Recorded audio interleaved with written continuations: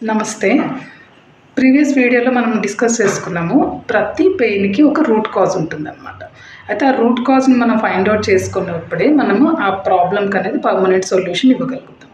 అయితే ఏంటంటే జనరల్‌గా మనకి ఈరోజు మనం చాలా మందిని బాదర్ చేసే ఒక ప్రాబ్లమ్ గురించి మాట్లాడుకుందాం. అది హెడేక్. హెడేక్ అంటే ఆయుర్వేదంలో దాన్ని శిరశూల అంటారనమాట. అయితే జనరల్‌గా ఏంటంటే పేషెంట్స్ అంటే మా దగ్గరకు వచ్చినప్పుడు హెడేక్ అనడం కంటే ముందు మాకు మైగ్రేన్ ఉంది, నాకు సైనసైటిస్ ఉంది, ఇలా వాళ్ళంతట వాళ్ళే ఒక డయాగ్నోసిస్ తోటి మా దగ్గరకు వచ్చేస్తారు. అయితే దీనివల్ల ఏమవుతుందంటే మనము ఇక్కడ కరెక్ట్‌గా ట్రీట్మెంట్ ఇవ్వాలి అనుకున్నప్పుడు ఏంటంటే ఖచ్చితంగా వాళ్ళకు వచ్చే పెయిన్ లోపల ఏ దోషం ఇన్వాల్వ్‌మెంట్ ఉంది అనేది మనం ఖచ్చితంగా తెలుసుకోవాలన్నమాట. సో ఆ దోషాల్లో 3 దోషాల్లో ఏది ఇన్వాల్వ్‌మెంట్ ఉందన్నప్పుడు అది మనకి ఆ రూట్ కాజ్‌ని మన బాడీ నుంచి ఎలిమినేట్ చేసినప్పుడు మనకు ఆ ప్రాబ్లమ్ నుంచి పర్మనెంట్ సొల్యూషన్ దొరుకుతుంది. ఫర్ ఎగ్జాంపుల్ ఇప్పుడు హెడేక్‌లో కొంతమంది వస్తారు. వాళ్ళు వచ్చినప్పుడు ఏం చెప్తారంటే మనకి నాకు హెడేక్ వచ్చినప్పుడు వామిటింగ్స్ అవుతున్నాయి అండ్ కళ్ళల్లో మంటలు ఉంటున్నాయి అండ్ ఒక్కొక్కసారి ఏంటంటే లైట్ చూసినప్పుడు నాకు పెయిన్ ఎక్కువగా ఉంటుంది, అంటే లైట్ సెన్సిటివిటీ ఉంటుంది. ఇంకొంతమంది పేషెంట్స్ ఏం చెప్తారంటే జనరల్గా తల ఉంచినప్పుడు నాకు చాలా భారంగా అనిపిస్తుంది, సో దానివల్ల నేను అంటే కొంచెం తల మూవ్ చేసినప్పుడు కూడా నాకు ఆ పెయిన్ అనేది చాలా ఎక్కువగా అగ్రివేట్ అవుతుందని చెప్తుంటారు. అండ్ కొంతమంది ఏం చెప్తారంటే నాకు సూదులతో పొడిచినట్టుగా తలనొప్పి వస్తుంది అండ్ పర్టికులర్గా టెంపుల్ ఏరియాలో పెయిన్ ఎక్కువగా ఉంటుంది అండ్ చాలా రెస్ట్లెస్గా అనిపించడం, అలా ప్రతి ఒక్క హెడేక్ ఒక డిఫరెంట్ సిమ్టమ్స్ ఉంటాయి అన్నమాట. సో మనం పెయిన్ని మాత్రమే కన్సిడర్ చేసుకోకూడదు. ఆ పెయిన్ ఏ ప్లేస్లో ఎక్కువ వస్తుంది, ఏ టైంలో ఎక్కువ వస్తుంది, ఎలాంటి అగ్రివేటింగ్ ఫ్యాక్టర్స్ ఉన్నాయి దానికి, అండ్ వాటిని అంటే ఏది చేయడం వల్ల పెయిన్ తగ్గుతుంది.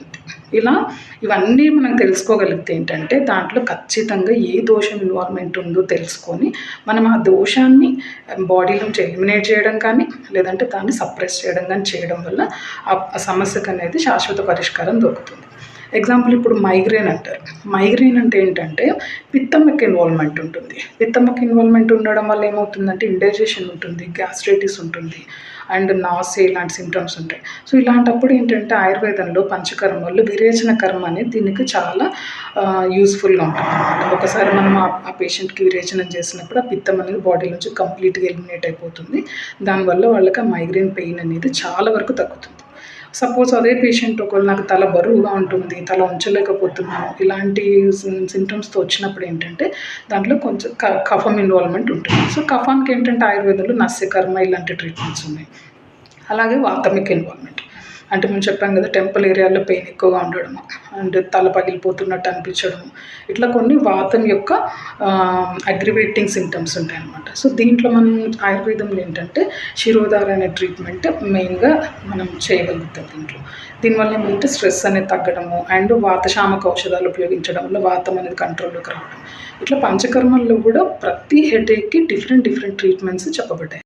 అయితే మీరు ఎవరైనా డాక్టర్ని కన్సల్ట్ చేసినప్పుడు అక్కడ మీరు ప్రీవియస్ డాక్టర్ యొక్క డయాగ్నోసిస్ కానీ లేదంటే మీరు గూగుల్ నాలెడ్జ్ నుంచి గెయిన్ చేసిన ఏదైనా డయాగ్నోసిస్ని గురించి కానీ ప్రస్తావించకండి. ఖచ్చితంగా మీకున్న సిమ్టమ్స్, దానివల్ల ఏ టైంలో మీరు సఫర్ అవుతున్నారు, దేనివల్ల ఇంక్రీజ్ అవుతుంది, ఇలాంటి అన్ని సిమ్టమ్స్ మీరు కరెక్ట్గా చెప్పగలిగితే ఏంటంటే వాటిల్లో ఉండి ఏ దోషంకి ఇన్వాల్వ్‌మెంట్ ఉంది అనేది మేము ఫైండ్ ఔట్ చేసుకోగలం.